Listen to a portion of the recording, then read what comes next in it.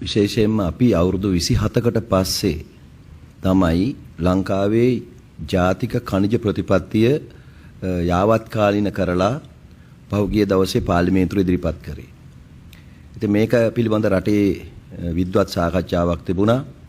විශේෂයෙන්ම අපේ රටේ ඛනිජ සම්පත් වල මූලික ගැටලුවක් හැටියට තිබුණේ දිගටම ස්වභාව ධර්මයෙන් අපට ලැබුණත් මේ ඛනිජ සම්පත් නිසි ආකාරයෙන් පහුගිය දශක ගණනාවක් තිස්සේ රටේ ජාතික ආර්ථිකයේ වර්ධනයට අපනයන ආදායම් වැඩි කරන්න යොදා නොගැනීම පිළිබඳව මේවයින් එකතු විය හැකි $70 වටිනාකම රටේ ජාතික ආර්ථිකයට එකතුනේ නැහැ.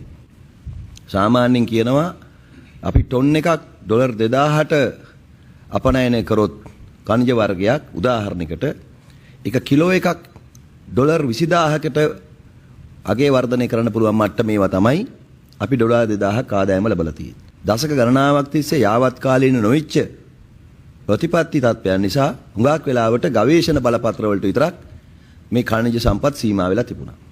ඒ පෞද්ගලික අංශයේ ගවේෂණ බලපත්‍ර ලබා ගත්තම ඒ අය කරන්නේ ඒවා ගවේෂණ ක්‍රියාවලියෙන් එහාට ගිහිල්ලා අගේ එකතු කිරීම, සකස් කිරීම, කැණීම් කටයුතු වලට යන්නේ නැතුව ඒ අගේ ගවේෂණ බලපත්‍ර පාවිච්චි කරලා කොටස් වෙළඳ පොලේ ඔවුන් රජය සමග ඒකාබද්ධ ගනුදෙනු කරන බව පෙන්වමින් තමන්ගේ කොටස් මිල වැඩි කරගත්තේ.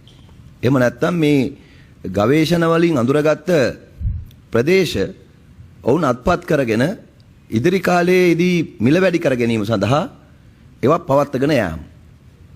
ඇත්තටම රජයේ සමහර ඉඩම් පවා විවිධ ව්‍යාපෘති වල මුවාවෙන් පෞද්ගලික අංශයේ වගේ ලබාගෙනත් තියෙනවා.